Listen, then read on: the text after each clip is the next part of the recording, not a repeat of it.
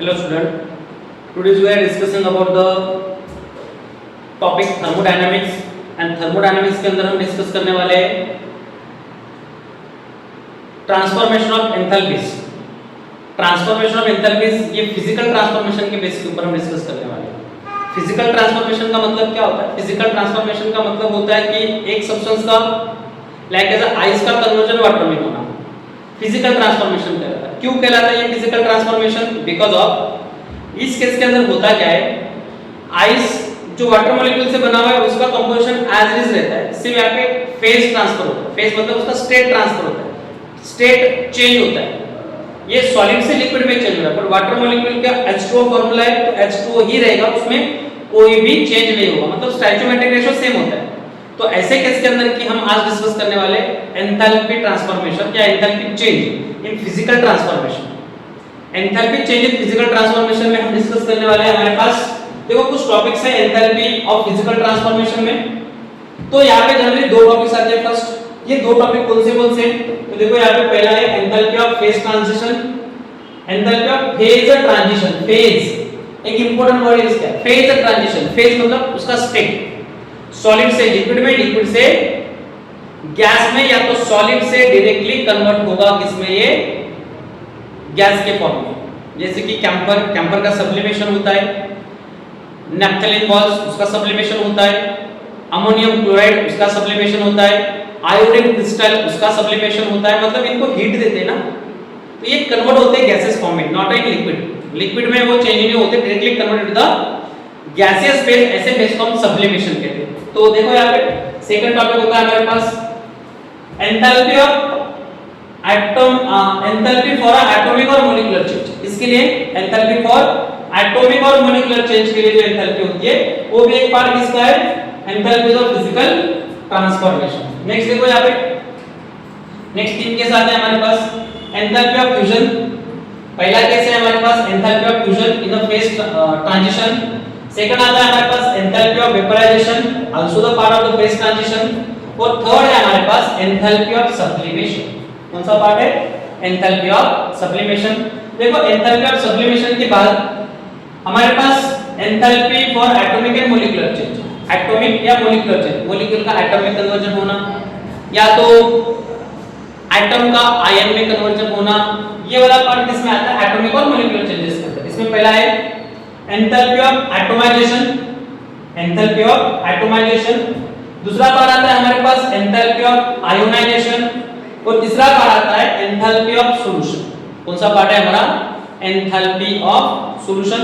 ये तीन केस आते हैं, तो इस तीन केसेस के बेसिस के ऊपर हमें डिस्कस करना है एंथैल्पी ऑफ फिजिकल ट्रांसफॉर्मेशन। कौन सा पार्ट डिस्कस करने वाले हैं हम? Enthalpy of physical transformation. Okay, तो let's start the first topic.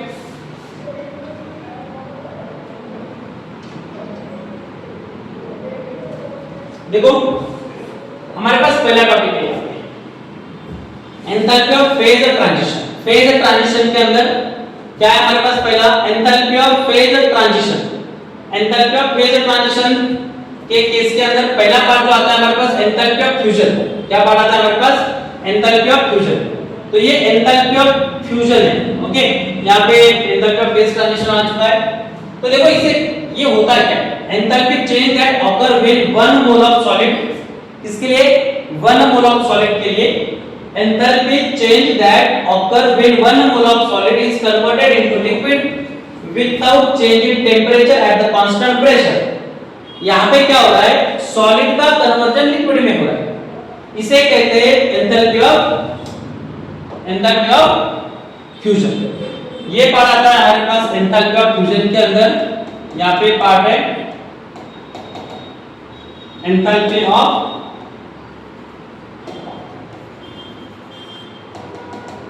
Fusion, इसे लिखा जाता है डेल्टा फ्यूज H। क्या होता है ये? डेल्टा फ्यूज H, ये होता है एंथैल्पी ऑफ फ्यूजन। देखो यहाँ पे एंथैल्पी ऑफ फ्यूजन में क्या आएगा हमारे पास? कन्वर्जन है यहाँ पे, ये है आइस, आइस का कन्वर्जन हो रहा है वाटर के अंदर। मतलब आइस को वाटर में कन्वर्ट होने के लिए जो एनर्जी, अमाउंट ऑफ एनर्जी यहाँ पे चेंज होती है, एंथैल्पी चेंज दैट ऑकर, मतलब यहाँ पे एंथैल्पी चेंज होती है। कितने मोल के लिए? सिंगल मोल के लिए यहाँ पे कंसीडर किया। देखो 1 मोल ऑफ सॉलिड, कितने मोल के लिए 1 mole of solid is converted into liquid without change in temperature at a constant pressure. यहां पे without change in temperature, temperature change नहीं हो रहा है, उस केस के अंदर जो कन्वर्जन होता है यहां पे इसे कहते हैं एंथैल्पी ऑफ फ्यूजन। तो देखो सेकंड पार्ट हमें डिस्कस करना है यहां पे enthalpy of vaporisation delta H, इस तरह से इसको रिप्रेजेंट किया जाता है, या एंथैल्पी ऑफ वेपराइजेशन ऐसे भी रिप्रेजेंट कर सकते हो आप ऐसे रिप्रेजेंट कर सकते हो। कैसे रिप्रेजेंट कर सकते हो यहां पे, और डेल्टा एच ऐसे भी रिप्रेजेंट किया जा सकता है। तो ये होता है एंथैल्पी ऑफ वेपराइजेशन। तो देखो एंथैल्पी ऑफ वेपराइजेशन क्या होता है, वही कैसे enthalpy change that occur 1 mole of solid के जगह पे क्या आएगा liquid, 1 mole of liquid is converted into the gas, 1 mole of liquid converted into the gas without change in temperature at the constant pressure. मतलब या तो यहां पे ना तो टेंपरेचर चेंज हो रहा है ना तो प्रेशर चेंज हो रहा है, constant temperature and constant pressure पे ये प्रोसेस हो रही है, ये ट्रांसफॉर्मेशन हो रहा है। किस में हो रहा है, change of liquid into gas, इसको कहते हैं एंथैल्पी ऑफ वेपराइजेशन। याद रखना है ये होती है हमारे पास एंथैल्पी ऑफ वेपराइजेशन। देखो एंथैल्पी ऑफ वेपराइजेशन के साथ पार्ट आता है हमारे पास it is the enthalpy change accompanying the vaporisation of 1 mole of liquid without changing its temperature at constant and pressure. आप ऐसे भी लिख सकते हो enthalpy that change occur when 1 mole of solid के जगह पे आपको लिखना है लिक्विड एंड लिक्विड के जगह पे लिखना है आपको gas without change in its temperature at a constant pressure. ये भी क्या होता है, सब आपको सिर्फ वर्डिंग चेंज करनी है। देखो एग्जांपल H2O लिक्विड वाटर है और इसका कन्वर्जन हो रहा है स्टीम के अंदर। पार्ट क्या है हमारे पास, द पार्ट इज यहां पे हमारे पास गिवन है, ये जो पार्ट है हमारे पास ये लिक्विड फॉर्म में मतलब वाटर है और यहां पे है वेपर स्टीम, हम स्टीम भी कह सकते हैं इसे। तो ये जो हो रहा है कन्वर्जन, 1 मोल सब्सटेंस के कन्वर्जन के लिए जो एंथैल्पी चेंज होती है उस एंथैल्पी को हम कहते हैं एंथैल्पी ऑफ वेपराइजेशन। देखो नेक्स्ट पार्ट है हमारे पास, नेक्स्ट पार्ट है एंथैल्पी ऑफ वेपराइजेशन के बाद में हमारे पास पार्ट आता है C, enthalpy of vaporisation, enthalpy of fusion आता है यहां पे। ये पार्ट होगा हमारे पास एंथैल्पी ऑफ फ्यूजन। यहां पे कुछ मिस्टेक हो चुकी है, इसके लिए थोड़ा करेक्शन करता हूं। एंथैल्पी ऑफ हमारे पास आता है सब्लिमेशन, सब्लिमेशन क्या होता है यहाँ पे एंथैल्पी ऑफ सब्लिमेशन। देखो एंथैल्पी ऑफ सब्लिमेशन क्या होती है, it is the enthalpy change for conversion of, देखो कन्वर्जन किसका हो रहा है, conversion of 1 mole of solid into vapour. Solid का कन्वर्जन डायरेक्टली किस में हो रहा है, वेपर में हो रहा है at constant temperature and pressure is known as enthalpy of sublimation. क्या कहते हैं इसे, सब्लिमेशन।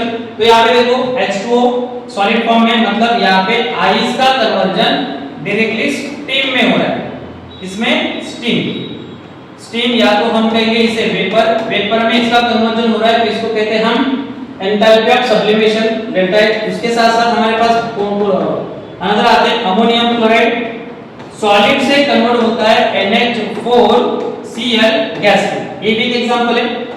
आयोडीन सॉलिड का कन्वर्जन आयोडीन गैस में होता है, ये भी एक कन्वर्जन है। Naphthalene ball, camphor, naphthalene ball and camphor it is also example of the sublimation. तो ये कुछ एग्जांपल याद रखने हैं आपको कि सब्लिमेंट कौन से होते हैं, मतलब जिनका कन्वर्जन सॉलिड से डायरेक्टली किस में हो रहा है, गैस में हो रहा है, ऐसे केस को हम कहते हैं enthalpy of sublimation.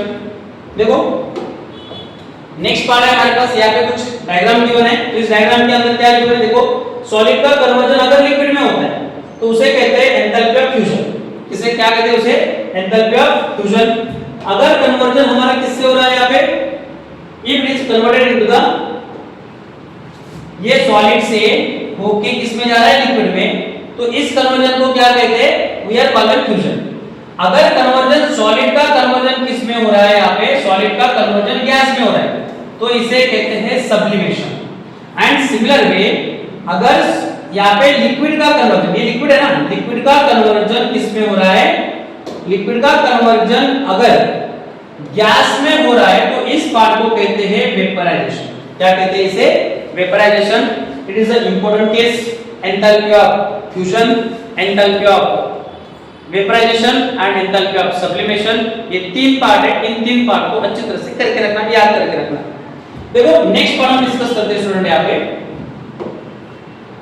Next part होता है हमारे पास एंथैल्पी फॉर एटॉमिक और मॉलिक्यूलर चेंजेस। इसके लिए एंथैल्पी फॉर एटॉमिक और मॉलिक्यूलर चेंजेस। एटम एक अलग पार्ट है, मॉलिक्यूल एक अलग पार्ट है। मॉलिक्यूल मतलब group of atom. Atom is a individual particles. Atom क्या होता है? Individual particle. जब दो या दो से ज्यादा इंडिविजुअल पार्टिकल कंबाइन होते हैं तो उसको क्या कहा जाता है? मॉलिक्यूल कहते हैं या तो कंपाउंड कहते हैं। देखो पार्ट है हमारे पास। पहला केस है एंथैल्पी ऑफ एटोमाइजेशन। एटोमाइजेशन का एंथैल्पी ऑफ एटोमाइजेशन, एक मॉलिक्यूल का डिसोसिएशन होना। डिसोसिएशन मतलब ब्रेकडाउन होना। किसमें ब्रेकडाउन होना? मॉलिक्यूल का कन्वर्जन एटम में होता है। जैसे कि क्लोरीन मॉलिक्यूल अगर डिस्कस करते हैं तो क्लोरीन को हम Cl2 लिखते हैं। ऑक्सीजन मॉलिक्यूल को हम अगर कंसीडर करते हैं तो ऑक्सीजन को O2 लिखते हैं। हाइड्रोजन को कंसीडर करते हैं तो हाइड्रोजन को H2 लिखते हैं। क्या लिखते हैं इसे? H2। उसके साथ साथ अगर हम और कुछ सब्सटेंस को कंसीडर करते हैं जैसे कि नाइट्रोजन, नाइट्रोजन को N2 लिखते हैं, ओजोन को O3 लिखते हैं। जब इसका डिसोसिएशन होता है ना, मतलब ब्रेकडाउन होते हैं ना, डिसोसिएशन ब्रेकडाउन होता है, इसका बॉन्ड ब्रेकडाउन होता है मॉलिक्यूल का, तो उसको एटोमाइजेशन कहते हैं। Cl2 होगा, दो Cl में अलग होगा, नाइट्रोजन होगा N2, N और N में सेपरेट होगा, तो इसे कहा जाता है एटोमाइजेशन। देखो तो एटोमाइजेशन का पार्ट डिस्कस करते हैं यहाँ पे। The enthalpy change of comparing the dissociation of 1 mole of gaseous substance. कितने मोल के लिए? 1 मोल। और सब्सटेंस क्या चाहिए? गैसियस चाहिए। Into atom in the enthalpy of atomisation. Into atom is the enthalpy of atomisation. मतलब यहाँ पे कन्वर्जन किसका हो रहा है? देखो एक gaseous molecule, the enthalpy change accompanying the dissociation. क्या हो रहा है? डिसोसिएशन हो रहा है। किसका? 1 mole of gaseous substance. Gaseous substance, 1 mole gaseous substance का एटम में कन्वर्जन हो रहा है। किसमें? एटम में। और इसको चेंज करने के लिए या इसको अलग-अलग होने के लिए जो अमाउंट ऑफ एनर्जी चेंज होती है, उस एनर्जी को, उस एंथैल्पी को हम कहते हैं एंथैल्पी ऑफ एटोमाइजेशन। क्या कहते हैं उसे? Enthalpy of atomisation. देखो यहाँ पे Cl2 की जगह पे हम N2 गैसेस फॉर्म में लिख सकते हैं। N2 को अगर ब्रेक डाउन होगा तो ये nitrogen gas and nitrogen gas में होगा।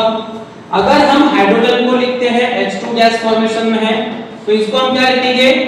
H in gases state plus H in gases state. अगर हम O2 को लिखते हैं तो O2 का डिसोसिएशन में ऐसे होगा oxygen in gases state plus oxygen in gases state. अगर हम ओजोन को लिखते हैं O3 को तो O3 का conversion oxygen molecule plus oxygen atom में होता है। इसमें oxygen molecule and oxygen atom में होता है, तो इसे कहते हैं, देखो Cl2 का दो अलग-अलग पार्ट में हुआ है, दोनों नाइट्रोजन अलग-अलग हो गए, H2 दोनों हाइड्रोजन अलग-अलग हो गए, O2 दोनों ऑक्सीजन अलग हो गए, O3 के अंदर के ऑक्सीजन मॉलिक्यूल एंड ऑक्सीजन अलग हो चुका है। मतलब एटोमाइजेशन, एटम के अंदर कन्वर्जन होना, उसे कहा जाता है enthalpy of atomisation. Next part देखो स्टूडेंट, यहाँ पे और एक एग्जांपल हमारे पास है CH4।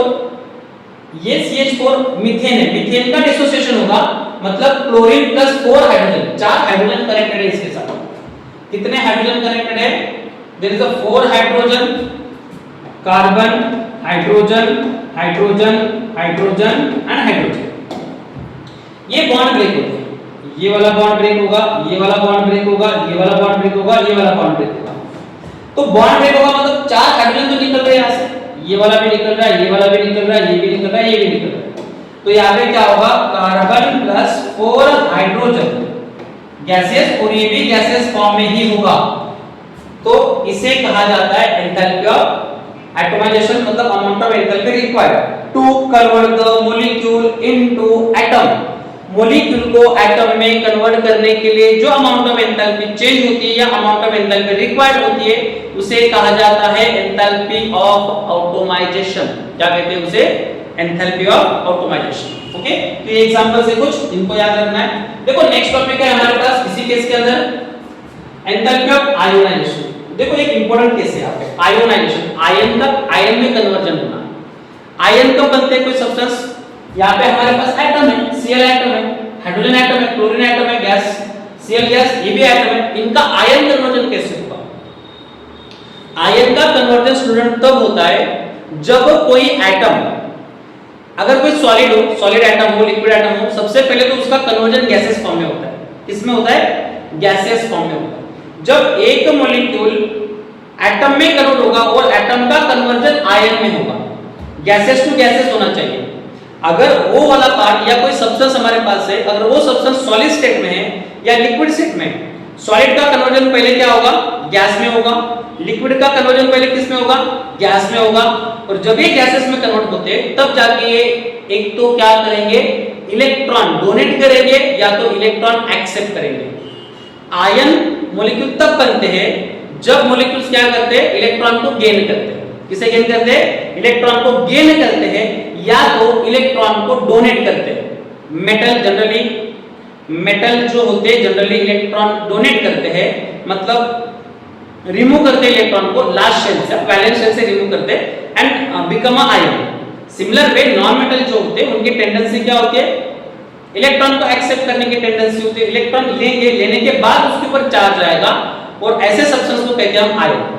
अभी मेटल जो होते हैं ये पॉजिटिव चार्ज शो करते हैं, नॉन मेटल जो होते हैं नेगेटिव चार्ज शो करते हैं। तो हम यहाँ पे एग्जांपल देख लेते हैं कि क्या क्या एग्जांपल हो सकता है। पहले डेफिनेशन देखेंगे। देखो डेफिनेशन क्या है? It is the enthalpy change accompanying, it is the enthalpy change या amount of enthalpy required, amount of enthalpy required किसके लिए रिक्वायर्ड है? या अमाउंट ऑफ एंथैल्पी चेंज किसके लिए है? The removal of an electron, एक इलेक्ट्रॉन को रिमूव करने के लिए from one of the gaseous atom. कहां से? From one mole of gaseous atom. Gaseous atom से एक इलेक्ट्रॉन को रिमूव करने के लिए from one mole of substance, दो इलेक्ट्रॉन को रिमूव करने के लिए from one mole of substance, तीन इलेक्ट्रॉन को रिमूव करने के लिए from one mole of substance, उसे कहते हैं हम एंथैल्पी ऑफ आयोनाइजेशन। और नोट रखना, याद रखना, ये पार्ट है सिर्फ और सिर्फ जो रिमूव कर सकते हैं। मतलब यहाँ पे पहला केस हम डिस्कस कर रहे हैं, ये होगा मेटल स्पीशीज के लिए जो इलेक्ट्रॉन रिमूव करते हैं। देखो यहाँ पे एग्जांपल है हमारे पास सोडियम।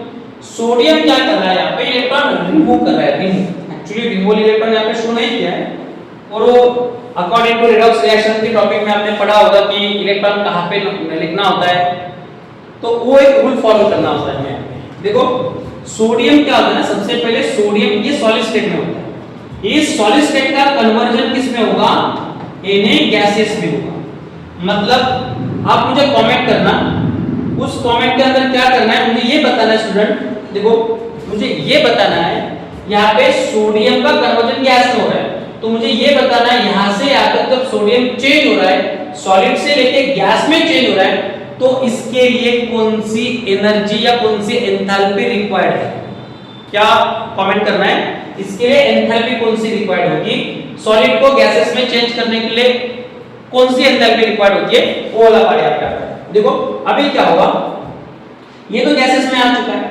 गैसेस में आने के बाद ये क्या करेगा? इसका एक इलेक्ट्रॉन रिमूव करेगा। एक इलेक्ट्रॉन क्या करेगा? ये रिमूव करेगा। After removing of electron it become Na+। और ये कौन से स्टेट में? गैसेस में, तो गैसेस में रहेगा। गैसेस स्टेट में तो गैसेस में रहेगा एक इलेक्ट्रॉन। और एक कमेंट करना है यहाँ पे, drop the message in comment box. वो होगा सोडियम एक इलेक्ट्रॉन ही क्यों डोनेट करता है? Why it is remove the one electron, वो कमेंट करना है। ये एक इलेक्ट्रॉन क्यों रिमूव कर रहा है? दो भी कर सकता है, तीन भी कर सकता है, उसकी मर्जी, बट ऐसी मर्जी है क्या उसकी? वो कमेंट करना है आपने। देखो इस इक्वेशन को हम ऐसे लिख सकते हैं, सोडियम गैस गैसेस फॉर्म के अंदर ये जो लिखा हुआ है ये ऐसे है, Na+ गैसेस स्टेट के अंदर है इलेक्ट्रॉन।